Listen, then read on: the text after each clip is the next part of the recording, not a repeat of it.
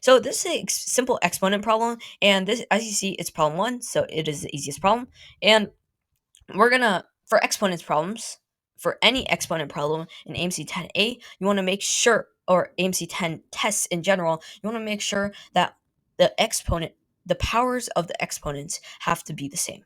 So, for example, if it is x to y or x to y plus 1, we want to make sure that it is rewritten x to the power of y plus 1. We want to make sure it's rewritten as x to y plus times x to 1. And you'll see that later. So when we solve the problem, we know we want to find the lowest exponent of 10. The lowest exponent of 10. And that's 2000. And that's the exponent we're going to rewrite every other exponent as, because if it was 2002, 10,000, a 10 to the power of 2000 can't be written as a higher exponent. It can only be written as a lower exponent, or the 10 to the power of 2000 would be in debt.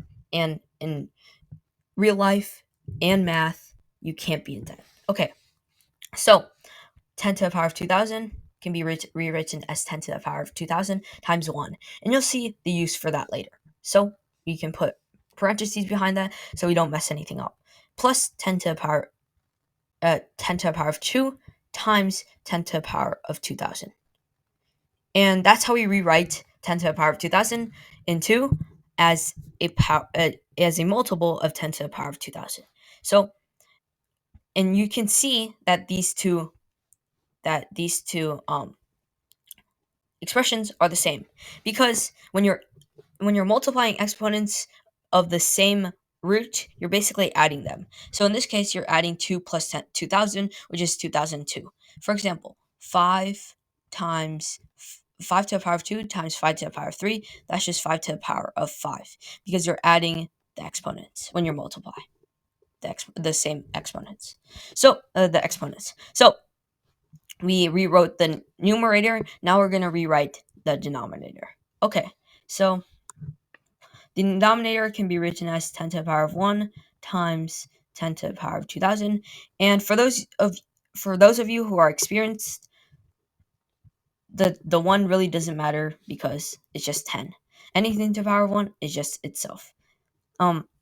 So I'm just writing the 1 to show the newer learners what the 1 means. So, and 10 to the power of 1 times 10 to the power of 2000. And this first expression is the same as the second, as they are both 10 to the power of 2001.